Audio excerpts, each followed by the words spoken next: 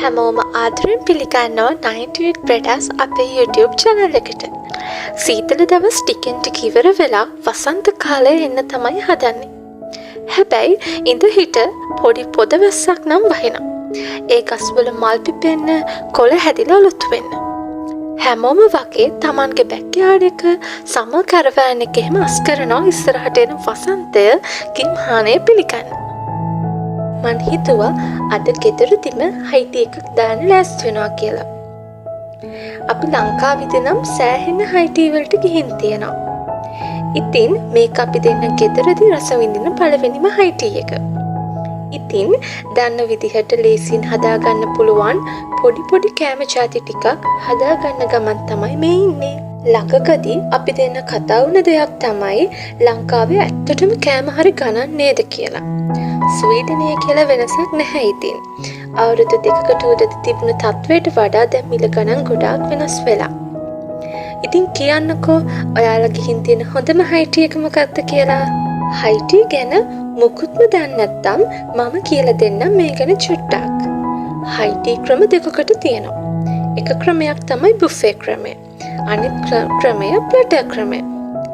Buffet එකකදී Tamanට කැමති තරම් බෙදාගෙන කැමති විදිහට කන්න පුළුවන්. නැවත අපිට කැමති කෑම වර්ග, බීම වර්ග බෙදා ගන්න පුළුවන්. ප්ලැටර් ක්‍රමේදී යම් නිශ්චිත කෑම වර්ග කිහිපයක් විතරයි අපිට ලැබෙන්නේ. ගොඩක් වෙලාවට ප්ලැටර් එක කපල් එකකට තමයි හදලා තියෙන්නේ. ඒ කිව්වේ දෙදෙනෙකුට කැලපෙන්න. ප්ලැටර් එකක අපිට ඕන කරන කෑම වර්ග ගිහින් බෙදාගෙන කන්න බෑ. අපි ගාවටම ගෙනල්ලා දෙනවා අදාළ ප්ලැටර් එක. ඒත් බුෆේ එකක නම් ස්ටාර්ටර්ස්, short eats, sweets, ශ්‍රී ලංකන්, ඉන්දියන්, වෙනත් රටවල කෑම, තව ඩෙසර්ට්ස් වර්ග, බීම වර්ග, තේ, කෝපි, කිරි වගේ ලොකු රේන්ජ් එකක කෑම දකින්න පුළුවන්. ඒ වුණාට හැම හොටෙල් එකකම බුෆේස් නැහැ. ප්ලැටර්ස් හොඳයි ටිකක් අඩුවෙන් කන කට්ටියට වගේ, නැත්තම් ගර්ල්ස් අවුටින්, පොඩි සෙලිබ්‍රේෂන් එකකට වගේත් ප්ලැටර්ස් කලපෙනවා. අනිත් වැදගත්ම දේ තමයි කලින් බුකින් එකක් දාලා යන එක. තවත් සමහර හොටෙල්ස් වල බුෆේස් ගණන් අඩු දවසුත් තියෙනවා. සමහර වෙලාවට ඒක එක කෑම වර්ගයකට විතරක් තියනවා වෙන්න පුළුවන්. උදාහරණයක් විදිහට එයාලා ජැපනීස් ෆුඩ් විතරක් එදාට දෙනවා නම් ඒ බුෆේ එකේ ප්‍රයිස් එක අනිත් දවස් එක බැලුවොත් අඩු වෙන්න පුළුවන්. ඉතින් අපි දන්නේ නැතුව ඒකේ ගාණ අඩු නිසා අපි යනවා. හැබැයි අපි කලින් අහලා දැනගන්න ඕනේ ඒ බුෆේ එකේ කෑම වර්ග මොනවද තියෙන්නේ කියලා. මොකද ජැපනීස් වගේ ෆුඩ් හැමෝම කන්න කැමති නෑනේ. ඉතින් අපි සල්ලි වියදම් කරලා සමහර වෙලාවට කලින් අපි බුක් කරද්දී half price ගෙවලා තමයි යන්නේ. ඉතින් අපේ සල්ලි අපරාධනේ.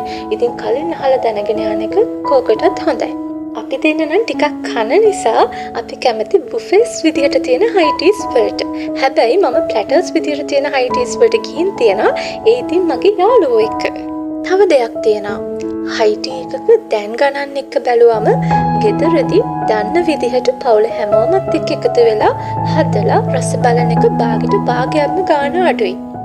හැබැයි අර අත්දැකීම එකපාරක් හරි විඳින්න අනිවාර්යෙන්ම යන්න.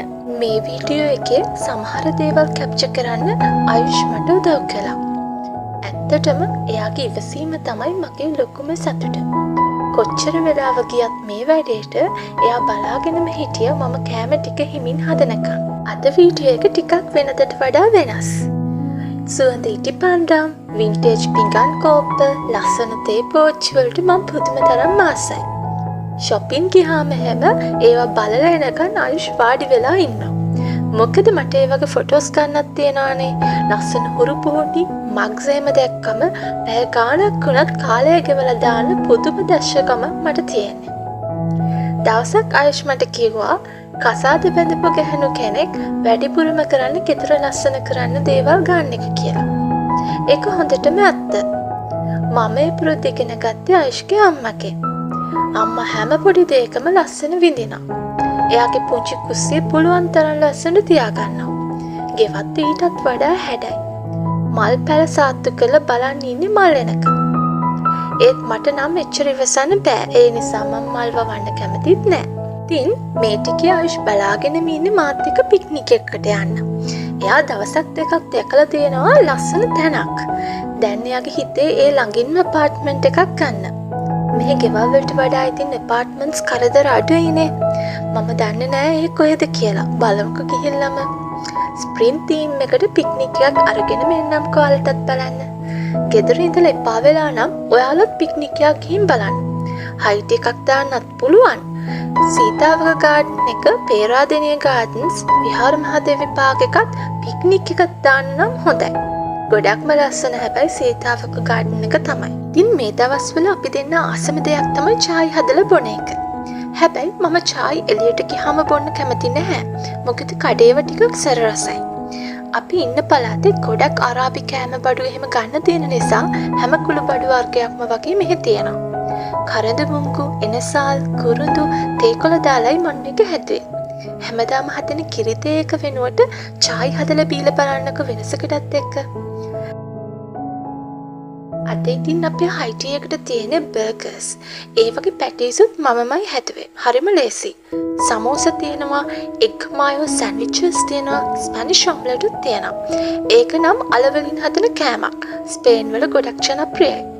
තව මෆින්ස්, මාෂ්මෙලෝස්, ෆෘට් ජූස් එහෙමත් මම එකතු කරගත්තා. ඔයාලත් හදලා බලන්නකෝ ඔයාලගේ මතින්. ගෙදර අයත් කැමති වෙයි. ගෙදර අය අගය කරයි. එහෙනම් අපි අදට ගිහින් එන්න. ලස්සන වීඩියෝ එකක් කරන් ඉක්මනට එන්න. අපිව සබ්ස්ක්‍රයිබ් කරලා තියාගන්න. වීඩියෝ බලන හැමෝටම ගොඩක් ආදරෙයි.